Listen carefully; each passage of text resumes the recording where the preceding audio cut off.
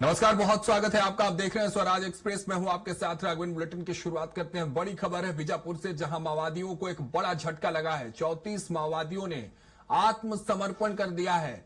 पूना मार गेम नीति का असर साफ तौर पर छत्तीसगढ़ में देखने को मिल रहा है। सुरक्षा बलों के दबाव से नक्सली आए दिन कमजोर होते नजर आ रहे हैं। आत्मसमर्पण से क्षेत्र में शांति का संकेत भी साफ तौर पर देखा जा रहा है। पुनर्वास से पुनर्जीवन नीति सफल नजर आ रही है। प्रशासन ने आत्मसमर्पण को सराहा है।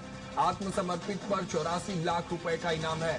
7 महिला और 27 पुरुष कैडर वापस मुख्य धारा में लौटे हैं। आपको बता दें, डीकेएस स्टेट सी, तेलंगाना स्टेट और एओबी डिवीजन शामिल है।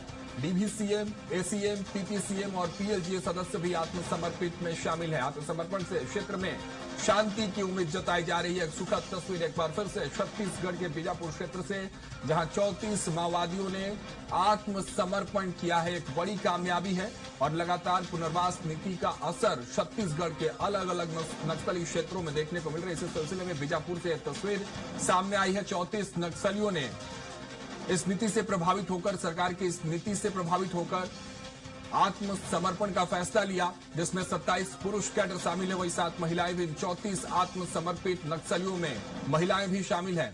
माओवादियों को यह बड़ा झटका लगा है। 34 माओवादियों ने एक बार फिर से आत्मसमर्पण किया है।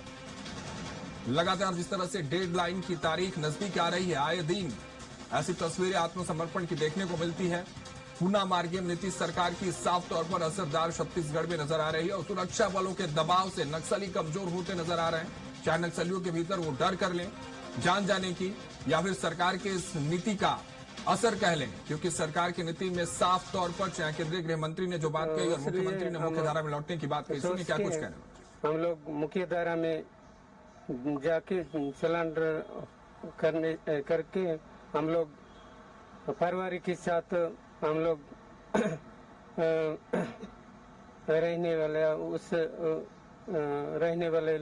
रहने वाले ऐसे सोच के आई।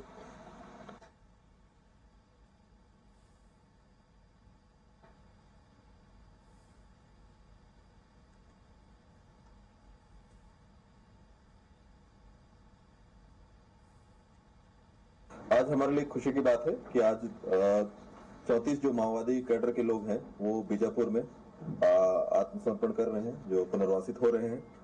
अभी तक बीजापुर की हम अगर बात करें तो 2024 1 जनवरी 2024 के बाद से लगभग 824 माओवादियों ने सरेंडर किया है और इसी प्रकार 1079 जो माओवादी गिरफ्तार हुए हैं और 220 माओवादी अलग अलग मुठभेड़ में मारे भी गए हैं। आज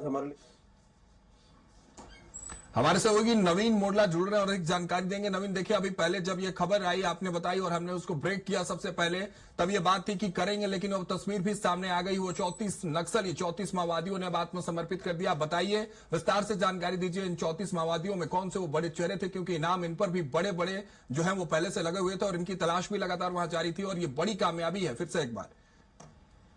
जी बिल्कुल।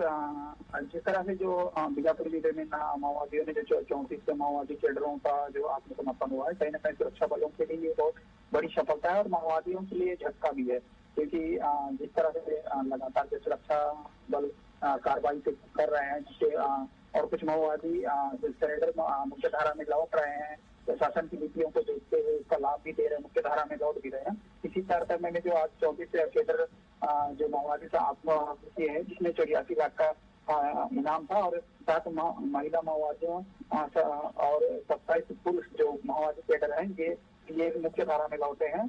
और आत्मसमर्पण करने वालों में एक डीकेएसजेड और तेलंगाना स्टेट कमेटी और एबीओ डिवीजन के कैडर भी हैं और डीवीसीएम, एसीएम और पीपीसीएम और पीएलजीए के जो सदस्य हैं, ये भी शामिल हैं।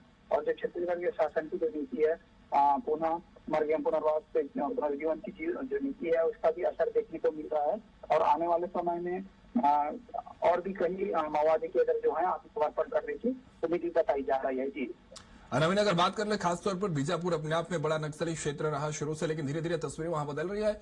अगर बात कर लें बीजापुर की फिजाओं की, तो कितना शांति का संदेश एक बार आप बदलाव देख पा रहे हैं वहां। इन नक्सलियों के लगातार आत्मसमर्पण के बाद लोगों में पहले भय था, वो डर अब समाप्त होते हुए नजर आ रहा है और शांति का संदेश भी इस माध्यम से साफ तौर पर वहां देखा जा रहा है। जी बिल्कुल।